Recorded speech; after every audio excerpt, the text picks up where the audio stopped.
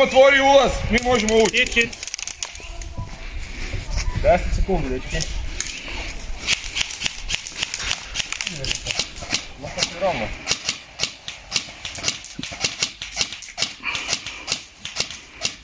Kućni dole, da se lijevo i dobro.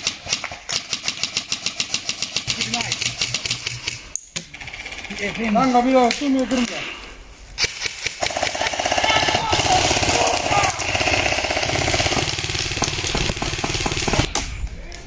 Još 2,5 minute, došlo nam je sad štit i idemo sad probati bombu da aktivirati. Ovo tu napred dojte. Ja. Tu, Andre, došao boš s unutarnje strane, zdigal boš muda. Ja. Zdigal boš.